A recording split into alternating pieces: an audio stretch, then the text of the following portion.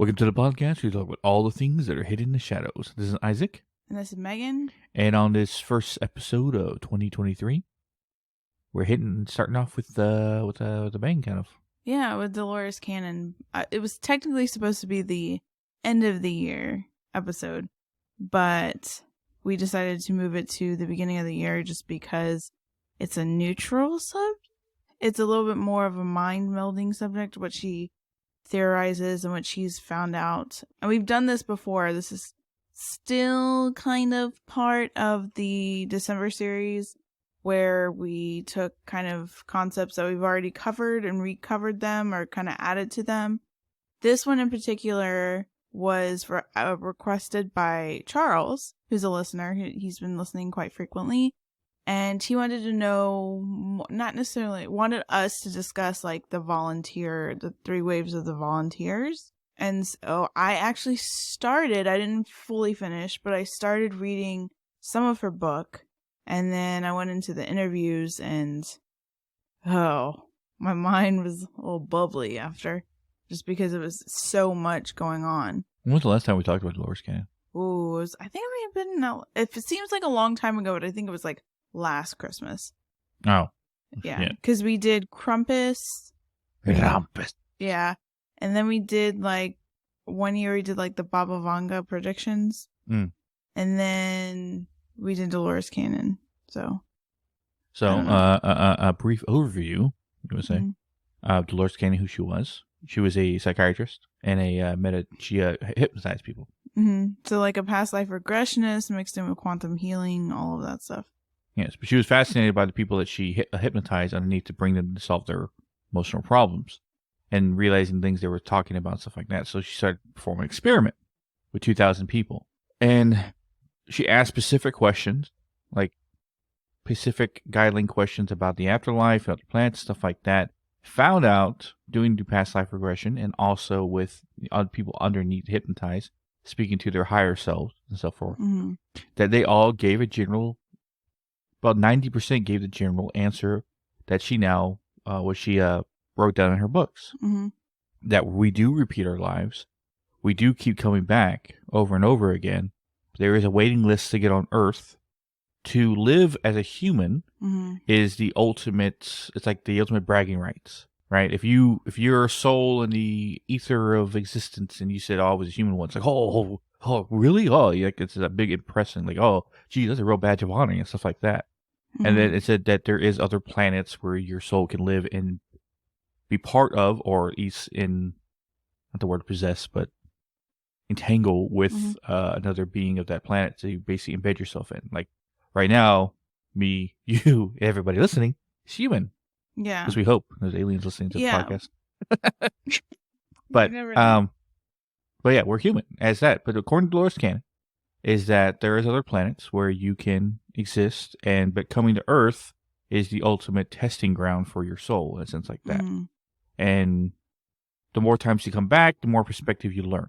And you choose your parents, there's a whole bunch of other stuff, but that's the translation what she did. And then Michael Newton, Dr. Mike Newton, took her teachings and her learnings, and then he went further down by studying and stuff like that. And some of the stuff he wrote and he figured out was a lot more way out.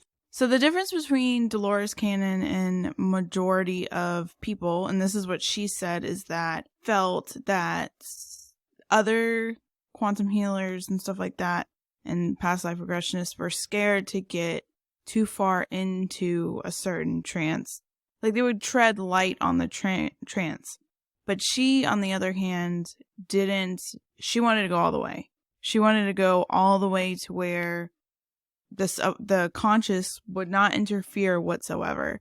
And her thing was that she thought maybe they were scared of the unknown. Like they were a little fearful of the answers that would come forward. So they didn't want to go all the way. But she led people into a pretty deep trance to where, like you said, it's called the subconscious, but she would say like talking to your higher self. And she started piecing together, and what started her is even thinking about or even conceptualizing the thought of talking about like extraterrestrial beings and stuff like that is she started actually looking into UFO and abduction stories and going through that and trying to figure out like what was the repressed memories from that. When she started going into that, they started mentioning things about like there's other you could be other beings and you could be other things. Anybody that's listening, that's kind of why, like, well, what does Dolores Cannon have to do with the paranormal? Like, why are we even talking about it? Dolores Cannon, because one of the ultimate questions, obviously, when you go to a location and a soul is stuck here is, well, why are you stuck here? Yeah. Plus, it also answers some things about, like, extraterrestrial life and essentially anything with the paranormal. Well, not anything, but, like, as terms of, like, ghosts and spirits left behind, you're talking about the soul. So a lot of her research is based around that. So even though it's not like directly paranormal stuff, talking about like her energy, like how people manipulate energy and even abilities and stuff like that. That's why we're bringing this episode into like the paranormal realm. Well, because it also associates a lot of things that we are doing. Yeah. And we've talked about it, and people who've listened to this podcast before, have been listening to this podcast before. Hey, thanks. But that we've talked about our abilities and stuff like that. And we always try to search and find reasons behind it. And we've talked about in different interviews and different podcasts about our paranormal team and our main purpose with our paranormal team. And after learning a majority about what Dolores Cannon's teachings and what she's learned, kind of coincides a lot with what we're doing. So that's why we are fascinated by her, because she answers a lot of our questions. But also when it comes to the most scientific study of the paranormal and the afterlife, she's in the forefront. And one of the things Dolores Cannon, when it comes to the 3 waves of volunteers, because it's kind of like when you look up Dolores Cannon, that is the main thing that always like circulates around. Like when you see like TikTok videos or even quotes of her like most famous sayings and stuff that she's read, it's always about the volunteers and about Earth. A guy, that's the stop here, but the top guy, the guy that's really pushing her teachings in the forefront right now is on TikTok. Funny enough, his name's Michael Armstrong. Yeah. Go check him out. A lot of his stuff he talks about is strict, as like direct quotes and direct teachings from Dolores Cannon and Michael Newton. So, yeah, Michael Armstrong on TikTok. I don't know if he listens to this. I don't know if he does not. Yeah.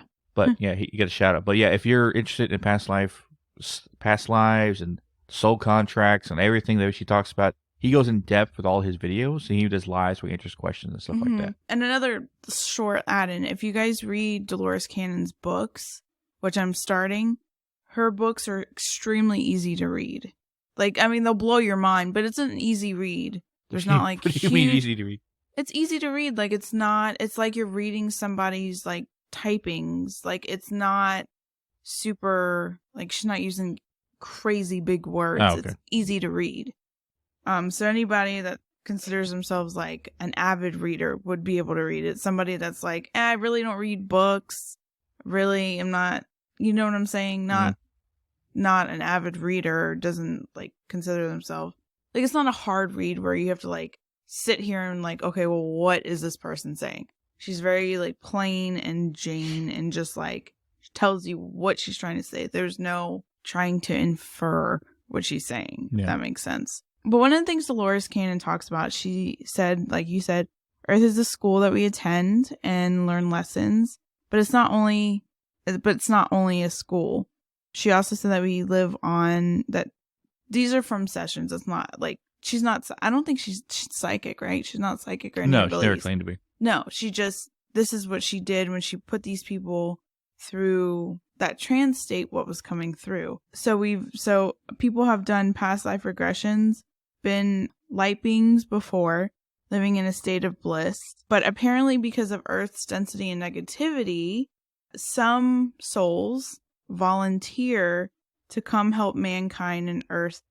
And that's where the whole concept of the 3 waves of new souls. Apparently, majority of people have been here lifetime after lifetime, bogged down in karma, and are not and don't advance. So they lost sight of their purpose here on Earth. So basically, the waves of the volunteers were basically the ones that will come down to basically help Earth advance to go into the new Earth.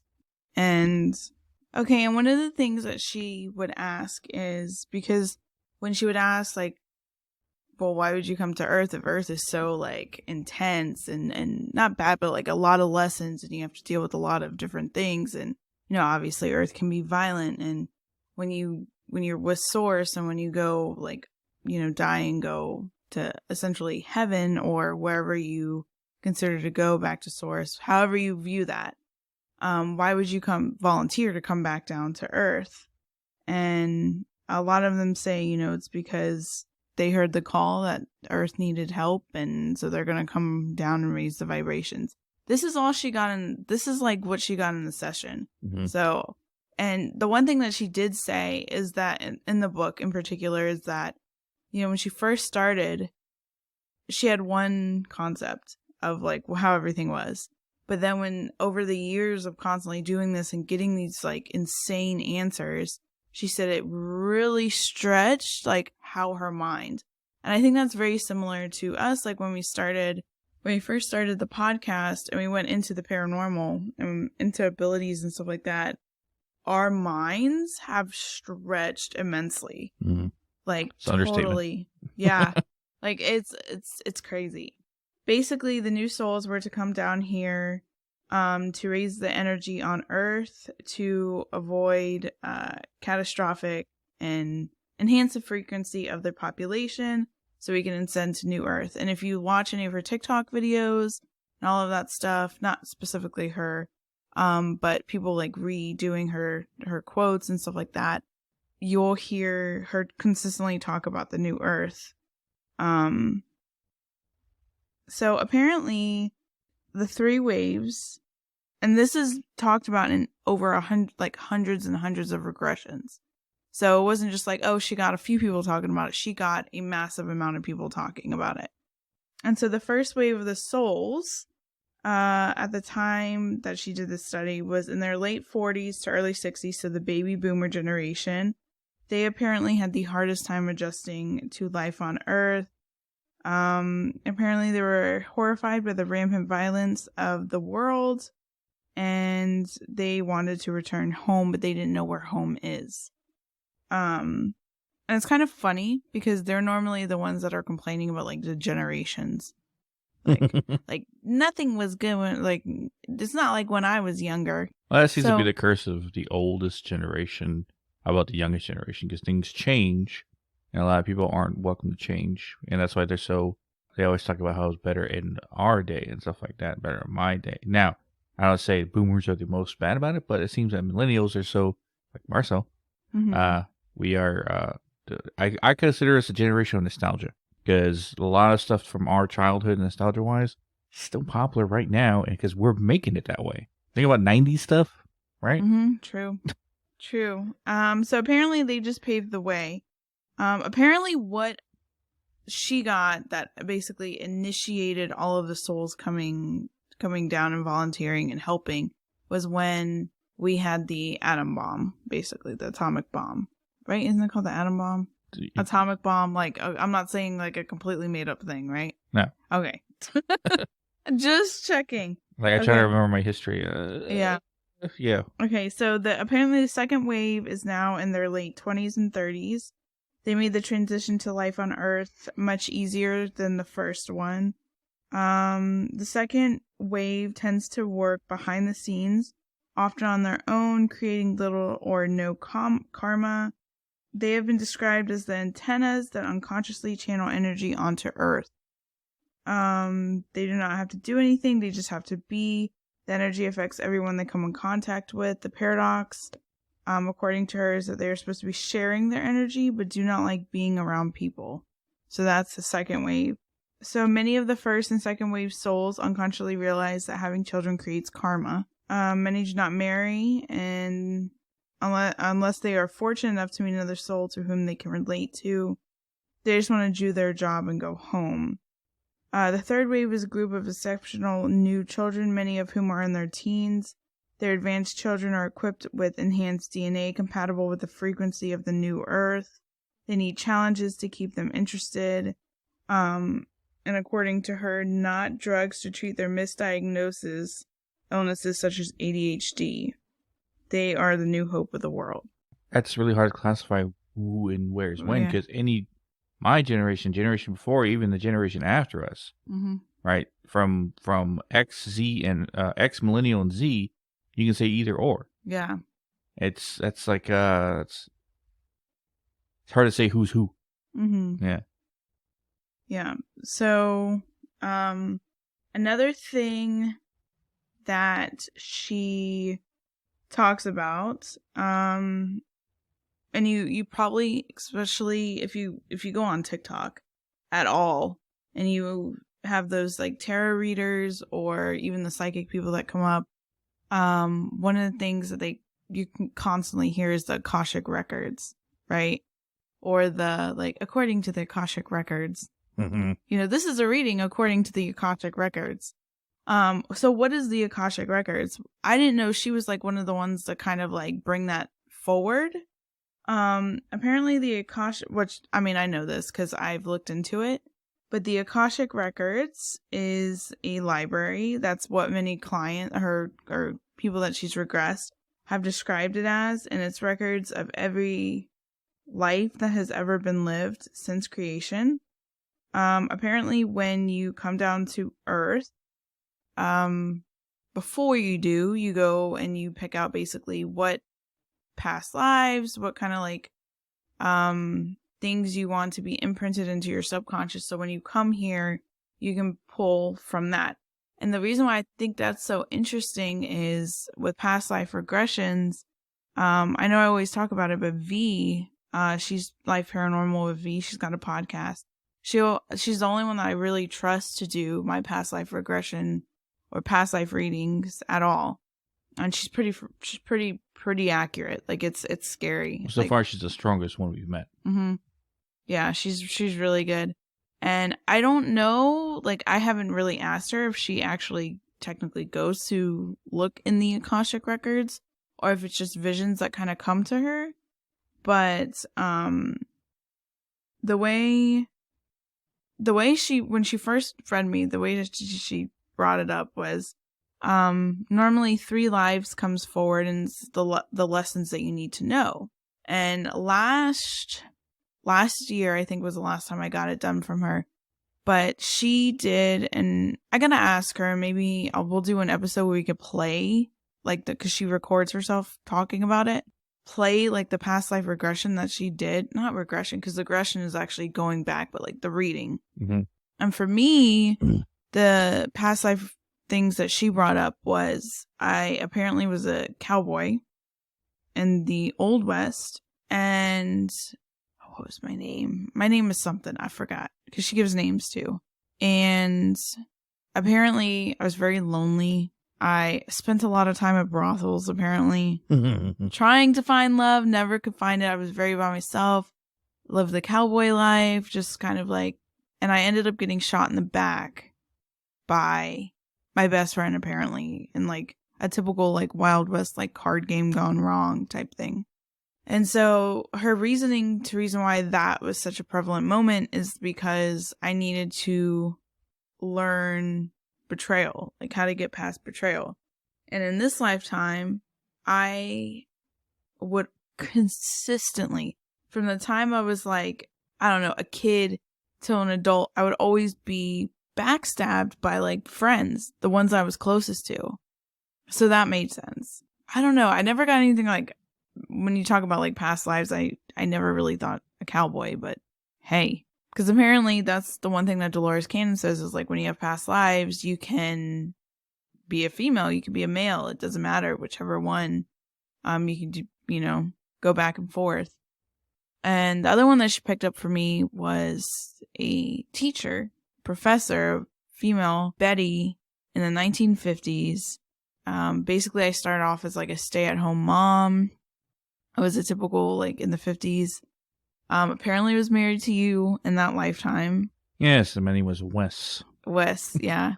Oh, which I found that weird because, like, I've always kind of liked 1950s. But the weird part is that when I was a kid, I loved teaching. Like, I thought that was what I was going to be, was a teacher. I would be obsessed with, like, teaching stuff. Like, I would request for, like, like teaching stuff like notebooks and stuff like that for Christmas and the dry erase boards. And I was obsessed with vis-a-vis markers. I don't know if anybody remembers that, but it was like on the overhead, like when the teachers would write. Did you ever have that?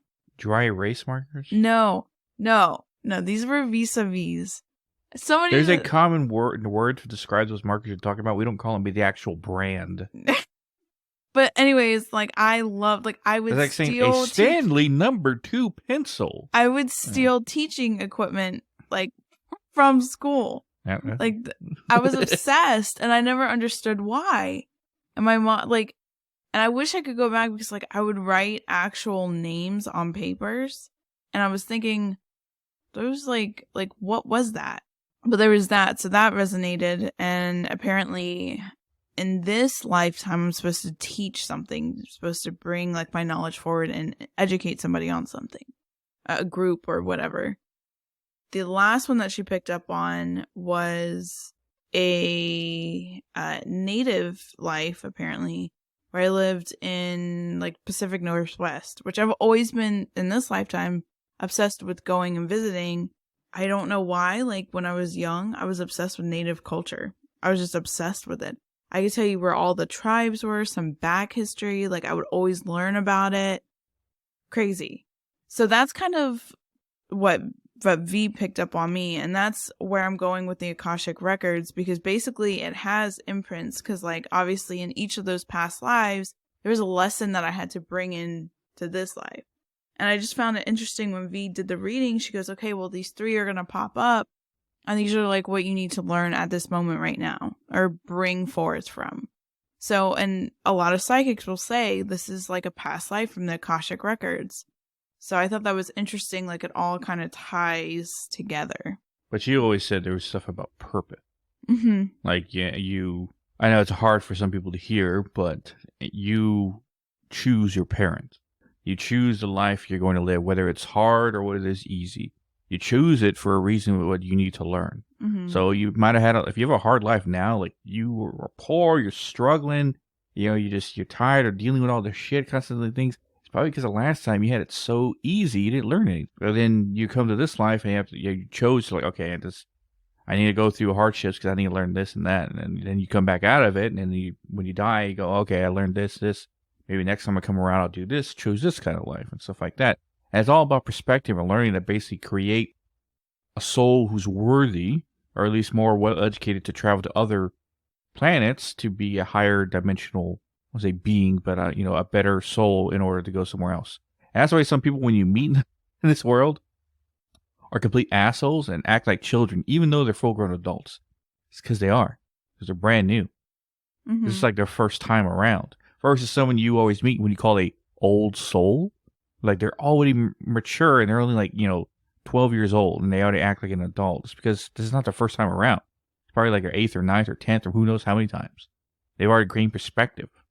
Why they're here again? Well, that's up to their journey and stuff like that. But when you start realizing those things, a lot of things about people's personalities and perspectives start to make sense. Okay, so so I know obviously in the past we've talked about dimensions, alternate dimensions and stuff like that, and different dimensions. The way she put it in her book, because the book that I read was the 3 waves of, or not the whole book, part of it was the 3 waves of volunteers in the New Earth. And I thought this was crazy how she described it. So this is a small little part or quote that she had. So she said, during my work, I have heard much about everything being composed of energy. The shape and form is only determined by the frequency and vibration. Energy never dies, it only changes. I have been told that the Earth is changing its vibration and frequency and preparing to rise into a new dimension. There are countless dimensions surrounding us at all times. We cannot see them because as their vibrations speed up, they are invisible to our eyes. It is important for us to know more about the shift to a new dimension because we are in the middle of it now, and its circumambulation is coming soon. Culmination, I'm sorry. Culmination. I like, that's not a word. But I thought that was interesting. So, like, as they're speeding up, sometimes if we're not matching their speed of speeding up, we can't see it. There has to be a better classification. Is she meaning dimensions like 4th and 5th dimensions going up? I'm thinking so, because I think that's I think that's like what she talks about a lot. So I think that's what she's talking about. And the reason I asked that in a sense like that, because I have been trying to classify the difference between realities and dimensions. Different realities, it goes in the sense of perspectives of the multiverse. Different realities where different things have happened, and different choices. And if you believe in the multiverse, and or at least the theory of it and stuff like that, what they've studied so far in quantum science, every decision you made and every decision not made is happening all at the same time. In order for it to exist, the other option always has to at the same time. So those create multiple realities, but they're all aligned in the same time, in the same place, same dimension, just at different realities mirroring themselves in opposite directions. Kind of like how when you put a mirror up to a mirror and you see like endless reflections go all the way down. That's kind of like the multiverse. Dimensions, fourth, fifth, sixth dimensions, how they see keep going up. That's understandable, right? Time and space. But it always made me wonder, is there a dimension of light and a dimension of dark? Or are they both on the plane of the fourth dimension, as same as a good person and a bad person's here in the third dimension? That's just a theory, but there is a lot in her books. Like, I can't even begin to really break down everything here, because she goes into how the answers that she was given about the creation of Earth and stuff like that. And I think she goes more into like the Akashic records and stuff like that. Read her books, because there is like a sample. I'll put the link. Actually, I'm going to put the link in our episode description so you guys can check out like basically what I was reading. The thing that's crazy is, I know I've talked on here and I've said it multiple times about how I feel like my subconscious knows so much, has so many answers, but I can't tap into it. I'm having the hardest time. And I think that's a lot of the times a psychic can get good answers when they can tap into their subconscious, right? That's why a lot of psychics get a lot of prophetic dreams and stuff like that. With her teaching, like one thing I read was that she said the information is in your subconscious, and that's why she would get them so deep, because she didn't want the conscious interfering with the subconscious. So that's why she would go so deep. For the average mind, it has not expanded itself on the ideas of reality. Yeah, I can see someone like that mind breaking if you search too deep for that kind of information. Most people wouldn't even believe. And that's what she said. Is she said a lot of these people that she would regress or would, put in a trance state, is they were normal people. Like for us, obviously, we deal with like the paranormal, and we talk about abilities, and we talk about things that are outside of the box. So we wouldn't be considered normal, I guess. Like my dad would be considered normal. I would say my dad's normal, because like he's super skeptic, like military guy or ex-military guy. Like I feel like he would technically be on the normal. If you saw him talking about like living on another planet as an extraterrestrial being or a light being, like we just talked about, yeah, it would be kind of like, that's weird. And that's what she was saying, is she regressed and did a lot for. Because a lot of times quantum healing and stuff like that is obviously you have past life regressions. It's to help break habits, or to like figure out why you do a certain thing, or figure out what the root cause of something is, because you're going into that subconscious that will have pretty much the answer to it. No, I just had that thought. If she does quantum healing in a sense of trying to help someone with trauma or something they're dealing with subconsciously they've put away in their head, I was thinking like, is that what I kind of do when I go into people's mind forests? When I find darkness in their mind forest on their dark side? That would be a way of seeing. Granted, I can't see or what it is. It just I interpret it. Yeah. Well, I guess essentially, and some psychics even are able to go in and do stuff like that. Not exactly what you do, but are able to remove trauma from somebody. Whenever someone's listening to this for the first time, go, what the fuck are they talking about? Yeah. So and the crazy thing is, like, people are, because I know one of the things is when we talked about Dolores Cannon on our TikToks, and there's always people, especially any paranormal person that has a TikTok, knows that these people come on the comments and go, this is the devil's work. This is not. But she talks about like God and like what answers she's got about Jesus and stuff like that. And it's insane. Like my mind was constantly like, whoa, what the heck? Yeah, I guess it's something precious in the beginning, but we're not disclaiming anyone's religion, Yeah. but this is her perspective. It's like, well, I always say we're not necessarily not Christians ourselves anymore. Yeah. Well, we're Nordics, but it's not, we're not basically saying that one religion is better than the other or versus vice versa. Now, here's an interesting concept for everyone to slightly agree with, even if you don't. But it kind of makes a sense when you think about it. I think Michael Newton's the one who said it. I can't remember Dolores Cannon talking about it, but they're influenced by the same experiments. When you dream, in your dream, if you had full control, right, full lucid dreaming, you can create your own reality. Change things, make things around any way you want. And that is your mind concepting the reality that it's given in that space. So, if you were to die and you wanted to create your own heaven, you would create it out of what you've been told and taught. So, a Christian would create the heaven that he's always been told, right? A Nordic pagan, like ourselves, would have been shown Valhalla or hell, depending on what they feel. Yeah. And not hell, since the Hellhel, but any Nordics listening will know the difference. So, a Buddhist would be shown whatever their heaven version is. Same goes for Judaism, with any other religion, right? Whatever their concept of heaven is, they would show themselves and they would create it with their mind. And vice versa. You create your own hell and stuff like that if you felt deserving. Because one of the things she talked about is that when you die, this is what she's learned, right? This is not, we're not saying this is law, we're just saying what she's learned. Is that when you die, you meet with your spirit council and you discuss the life you lived. Did I learn this? Did I learn that? Oh my God, I messed up here, blah, blah, blah, blah, whatever. And they ask you, well, do you want to go back or do you want to, what do you feel like you should be doing? They said, well, I need some rest, so you create your own heaven. Or I really messed up, I deserve to be punished, and you create your own hell. Or like, yeah, send me back, it's time to go. Yeah, I wasn't done what I needed doing, I need to go back, I need to learn stuff, so you could go back around again. So that's the council meeting after you die and stuff like that, according to her, right? Yeah.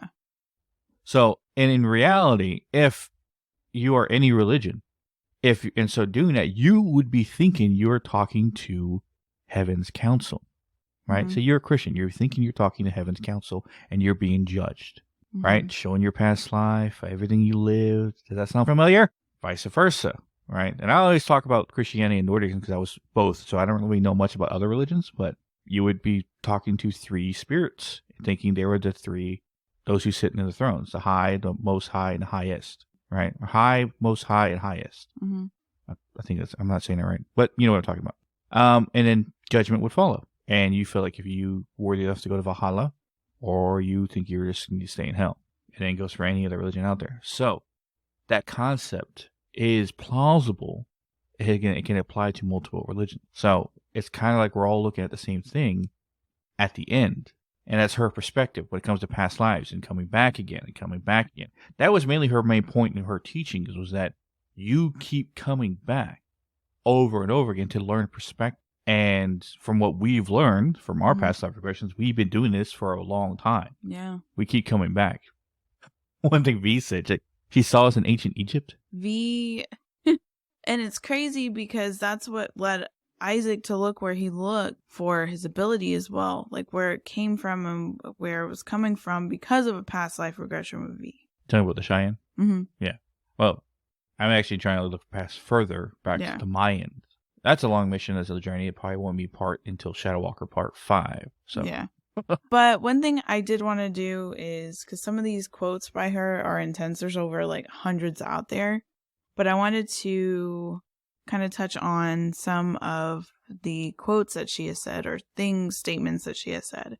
So one of the ones that she said, this actually came from her book, The Convoluted Universe, Book 1. And her quote from the book was, "The awakening is the purpose. The awakening of the fact that in essence we are light, we are love, each cell of our body, each cell and molecule of everything. The power source that runs all life is light. So to awaken to that knowledge and to desire to operate in the realm and to believe that is possible are all factors that will put you there." So it's kind of crazy that kind of the timeline that she's giving about the whole new earth thing and the awakening and like how we keep going through mass awakenings, the world itself, it's kind of mind-blowing. Well, I guess I hear people talk like, oh, we all meant to go to, we're supposed to go to the next dimension, like we're being ready for it. Yes, like you talk about it all the time, like how we're supposed to be going to the next dimension, like, or we're supposed to be getting ready for it. but more people need to be awoken to the idea of the paranormal, not paranormal, but their psychic belief or like the higher selves and actually, what's the word I'm looking for? Transcendence. Yeah. Right? With reality and stuff like that. You hear that all the time. It is true, but I doubt we'll able to get there in our lifetime without some major shakeups in reality, some things that change, some things people see that was beyond belief. But even so, I don't think everyone's ever going to get on board. Yeah. Yeah. Yeah, because you have certain people that even if you were to show them the whole stuff, I mean, being in the paranormal, you could show a skeptic person something that they can't explain, and no matter how many times you show them different evidence, different things, they're always going to say, it's not paranormal. What is this? Yeah. So you have a lot of people that don't want to step outside, that are more in the logical thing, and if that's kind of like where you want to be, that's fine. I know, like with me, technically I would say that when I first stepped into my abilities and I embraced my abilities back when we first started the podcast, and I was like, you know what, I'm going to own this, whatever, other psychics, because I always tend to downplay things, and I basically was downplaying my experiences. That's always the first kind of thing, is like you downplay, like, oh, that wasn't paranormal, I didn't really, and you look more into it and you realize that there could be something more. And that's what certain psychics were telling me that I was starting to meet in the paranormal community. Like, hey, I know you say you're sensitive to spirits, but there might be more to it. And then that kind of sparked, and you go further and you go further. And with me, I used to be so scared. I lived in like a fear-based mindset, I guess you could say. I was always worrying about things, always fearful. I didn't want to do anything with the paranormal. I mean, I always experienced it. I knew it was there, but I didn't want to deal with it, basically.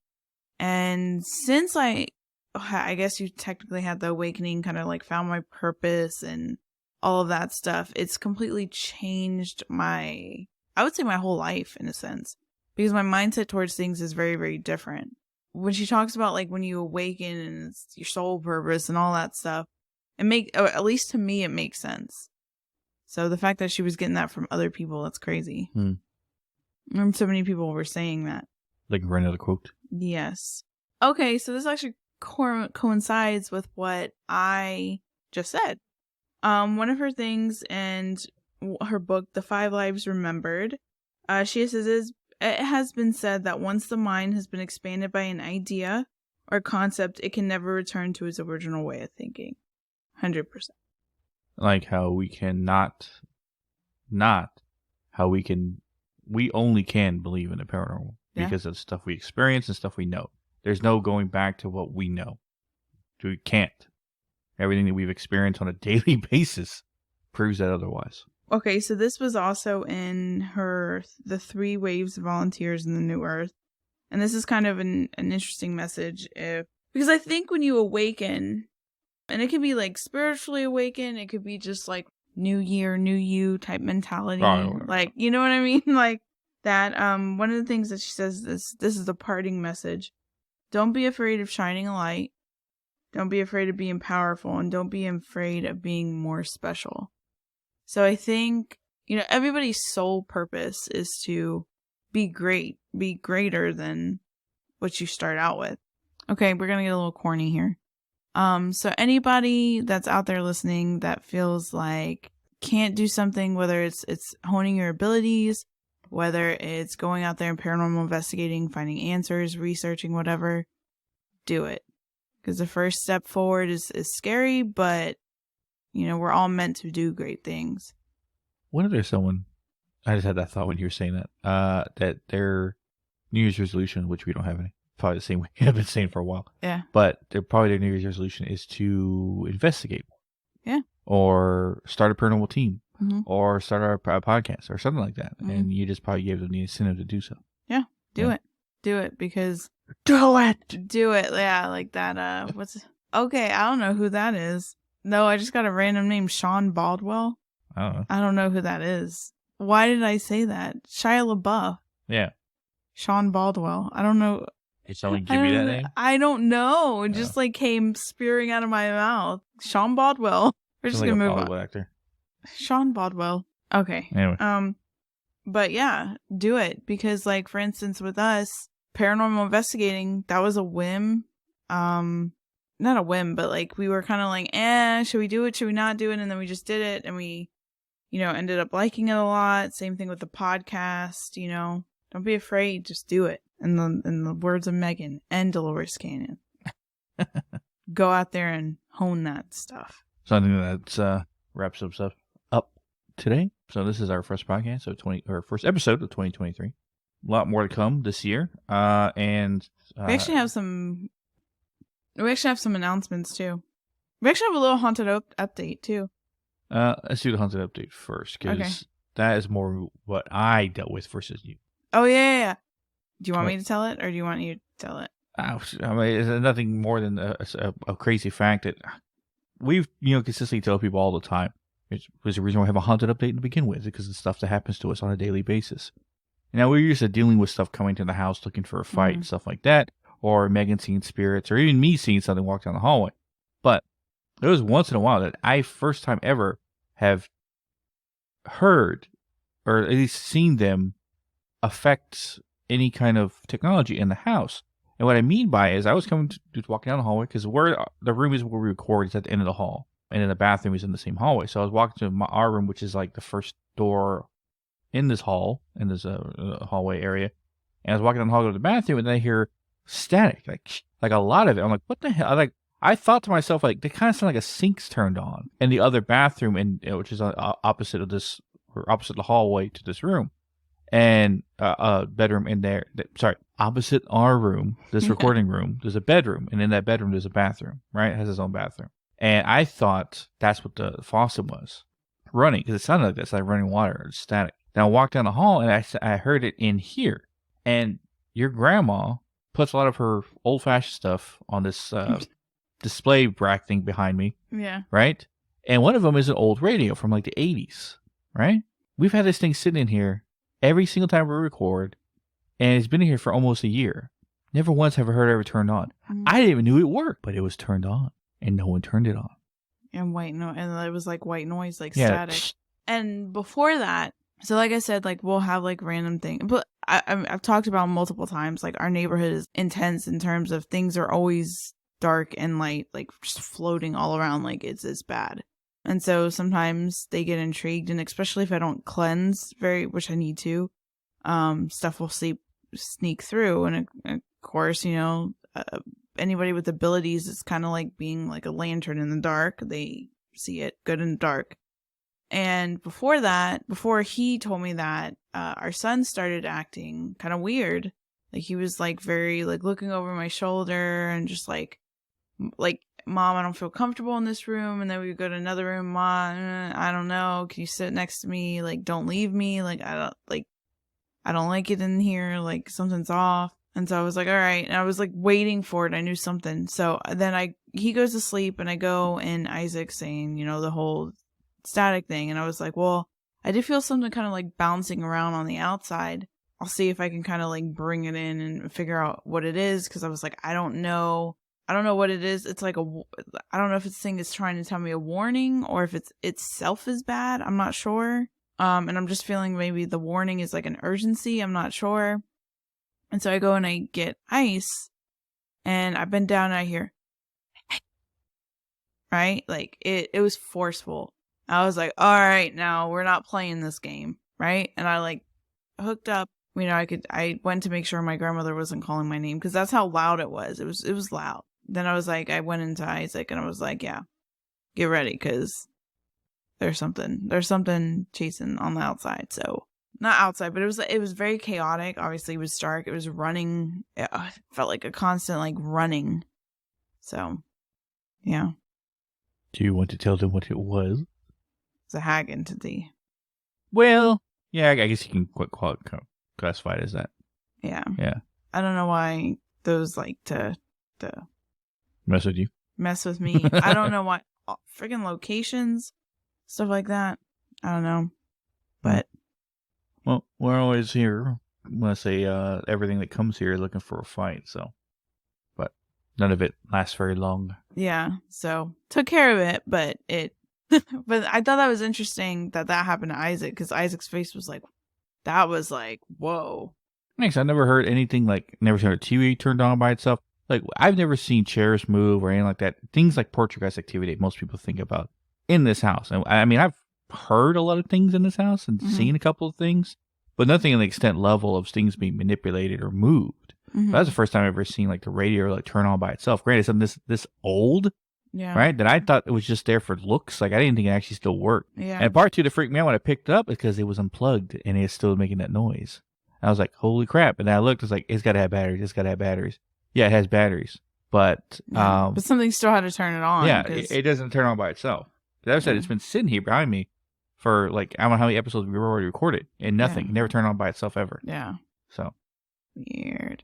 So moving on, another announcement is I am officially starting a podcast. What is it called? I always have trouble. I'm going to have issues with this. Renaissance. It's Renaissance. Renaissance. Yes. All right. Renaissance. Which it means, it means the revival is something that has been dormant. So this podcast is basically kind of a sister podcast of the Hidden in the Shadows podcast. It's going to talk about strictly on abilities, and I'm going to eventually bring people on that are psychics and have different abilities to talk about how they approach like life and paranormal investigating and ways to protect energy. And we're just going to break down all those subjects and experiences and stuff like that. Because I know some people that listen to our podcast, and we mention our abilities, want more on the ability side. But then there's also some people on the paranormal side that are like, I really don't want to hear about your abilities. I want to hear about the subjects. So to go more in depth, we just thought it was, because I always talk about the Awaken series, but apparently the Awaken series, so many people have that as like a name of a yoga studio and like different podcasts. So I didn't go with that. Thought like doing a whole separate podcast would be good. Hit a new range of people as well. I'll post links to that. The first episode should be out on Thursday. Also, next week's episode is one of two-parter. Yes. So the next week episode is going to be, I'm super excited about, because I always talk about on here about how dark energy can manipulate a person and can influence a person. And so that's what we're going to be talking about over the next 2 weeks is what can a dark entity actually do? Like, what are the limits? Obviously, the last thing is possession, but like even like shadow entities and people's experience with what they've felt and dealt with when they've had a dark attachment and stuff like that. And then also classifications of things we've ran into that are dark. Other people that have had attachments, like what attachment. Like, I know I always talk about the Cheshire cat looking smiley demon thing that I've seen a couple times, and that freakily like reminds me of the smile thing in the movie. We're going to talk about influence by darkness and then classifying darkness. I was going to talk about, I guess first episodes we talk about how certain things that it can influence you and stories of people being influenced by darkness, possession cases and so forth. And then we're going to talk about everything darkness-wise that we have encountered. And then classifying it different things, because there's more than just demons and dark entities that our people have come across. There is a trove of things, and we know this firsthand from the stuff we've experienced. So look forward to those 2 episodes in the following next couple of weeks. Yeah. And also we have a bonus episode? Yes. So this month we have those, and then we're also going to do a Haunted Canada episode. Also, if anybody's from Canada and would like to request like kind of like a spot maybe for us to check out. But we're also having 2 people that are in Canada that investigate. Mike from the Paranormal Road Trippers. And then we're going to also have Christy from the Unknown. I don't know why that blanked for a second. The Unknown Paranormal, who they've been on the round tables and they've come on as a team. But Christy's going to come on because she uses her abilities during investigations, and we're going to talk about like how she came to that and like places that she's been and how she protects her energy and stuff like that, like at locations, and how she's working through that and like different things that she does and all of that. So look forward to all those good episodes this month. Yeah. But as always, you can catch our social medias at Hidden in the Shadows Podcast on Instagram, Hidden the Shaw 6 on Twitter, Hidden the Podcast 2 on TikTok. Our links to all of social media and all ways you can listen to us at hiddentheshadowspodcast.com. Also, if you have a paranormal problem, you can email us at Hidden Shadows Podcast or message us directly on the Instagram, which is probably the best way you can get in contact with us. And just so everybody knows, when you talk to us on Instagram, 98% of the time, it's Megan. Yes. Yes. Normally, it's me. You can tell it's me when I constantly say definitely. Yes. Yeah. That's like why. It's not the way I talk. Yeah. Definitely. Also, we have a paranormal team, Shadow Walker Paranormal. We can follow that on Instagram. See all our investigations we've done and places we go. Also, you can message us there for any paranormal questions or paranormal situations you think you need help with. But as always, we got your widows in the next one. Yes.